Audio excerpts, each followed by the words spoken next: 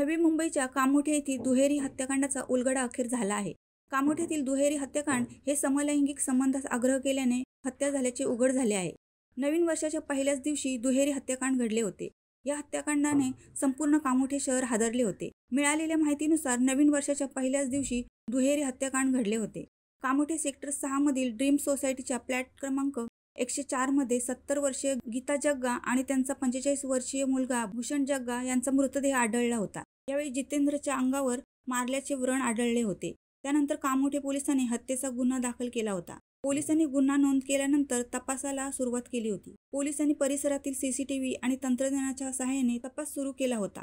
या प्रकरणात पोलिसांनी संशयित संजोत दोडके आणि शुभम नारायणी यांना चौकशीसाठी ताब्यात घेतले. मृत जितेंद्र जग्गी आणि दोन्ही आरोपी एकमेकांना ओळखत होते. 31 डिसेंबरच्या रात्री जितेंद्र याने दोघांना त्याच्या घरी पार्टी करण्यासाठी बोलावलं होतं. या पार्टीमध्ये दारू प्यायल्यानंतर जितेंद्र याने दोन्ही आरोपींकडे समलैंगिक संबंध प्रस्थापित करण्यासाठी आग्रह केला. त्यामुळे शुभम नारायणी याने एक्स्टेंशन बोर्ड जितेंद्रच्या डोक्यात मारून त्याची हत्या केली.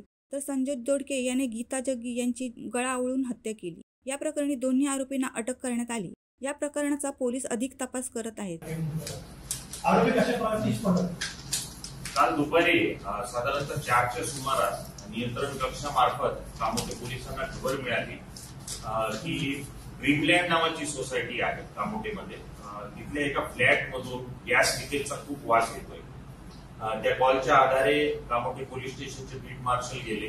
त्यांना दिसून आलं की फ्लॅट जो आहे तो आतून बंद आहे. त्यांनी फायर ब्रिगेडला बोलवलं. त्यांच्या साहाय्याने दरवाजा उघडला, प्रवेश केल्यानंतर त्या फ्लॅटच्या 2 बेडरूम मध्ये त्यांना 2 मृतदेह बेडवर पडलेले मिळून आले. त्यामध्ये एक जितेंद्र जग्गी मयत जो 45 वर्षाचा आणि त्याची आई गीता जग्गी जी 70 वर्षाची महिला होती. ते दोघे त्या फ्लॅटमध्ये राहत होते. मग या सगळ्या घटनेचं गांभीर्य ओळखून आम्ही क्राईम ब्रँचचे एसीपी लांडगे यांच्या पर्यवेक्षणाखाली क्राईम ब्रँच युनिट 2-3च्या टीम तयार केल्या. स्थानिक एसीपी राजपूत यांच्या पर्यवेक्षणाखाली 4 टीम तयार केल्या. घटनेच्या अनुषंगाने साक्षीदारांकडे विचारपूस केली, शेजाऱ्यांकडे केली, सीसीटीव्ही फुटेज तपासले. आणि या सगळ्याच्या दरम्यान आम्हाला असं दिसून आलं की काही व्यक्ती 31 तारखेच्या रात्री त्या इमारतीच्या आत प्रवेश करतात मयत जितेंद्र जग्गी सोबत. पुन्हा पहाटेच्या सुमारास ते बाहेर जातात, पुन्हा वापस येतात फ्लॅटमध्ये आणि शेवटी 1 तारखेला सकाळी 7 वाजता 2 व्यक्तीच फक्त त्या इमारतीतून बाहेर पडतात. या 2 संशयित व्यक्तीच्या तपासासाठी आम्ही सगळी पथकं लावलेली होती. त्यामध्ये कळंबोली पोलीस स्टेशनचे PSI गवळी यांनी त्यांची ओळख पटवली आणि मग क्राईम ब्रँचचे युनिट 2च्या टीमने त्यांना उल्वे परिसरातून या दोघांनाही ताब्यात घेतलं.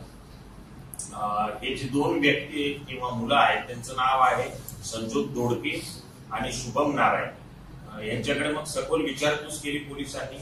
विचारपूस केल्यानंतर त्यांनी असं सांगितलं की हा जो मयत जितेंद्र जग्गी आहे हा त्यांचा परिचयाच आहे गेली 1.5-2 वर्षापासून. आणि त्यांनी त्यांना आमंत्रित केलं होतं की माझ्या फ्लॅटमध्ये या, आपण 31 डिसेंबरला पार्टी करू. म्हणजे 3 जण त्या फ्लॅटमध्ये पार्टी करत होते, दारू पित होते.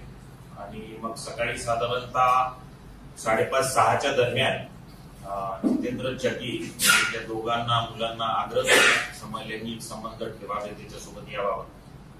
मग त्याचा राग आला शुभम नारायणी या मुलाला. तिथेच एक इलेक्ट्रिकल स्विच बोर्ड पडलेला होता, तो त्याच्या डोक्यात मारला. जितेंद्र जग्गीच्या 3-4 वेळेस डोक्यात मारला. त्यावेळी तिची आई उठून आली.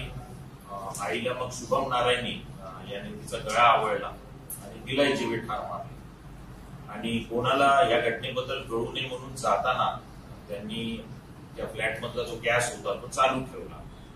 त्याचप्रमाणे मयतांचे मोबाईल, टॅग, जितेंद्र जग्गी याचं पाकिट आणि काही दागिने ते सोबत घेऊन गेले. आता या प्रकरणात कामोठे पोलिसांनी खुनाचा गुन्हा दाखल केलेला आहे. आज त्या दोन्ही आरोपींना आपण न्यायालयात हजर केलं होतं. 7 दिवसाची पोलीस कोठडी रिमांड न्यायालयाने बजावली आहे. आणि या गुन्ह्याचा पुढील तपास कामोठे पोलीस स्टेशनच्या सिनियर PI भिडवे मॅडम करत आहेत. शिवसत्ता टाइम्स न्यूज ब्युरो कामोठे. दे धडक बेधडक वृत्त देणाऱ्या आपल्या शिवसत्ता टाइम्स न्यूज चॅनलला लाल बटन दाबून सबस्क्राईब करा आणि बेल आयकॉनला क्लिक करायला विसरू नका.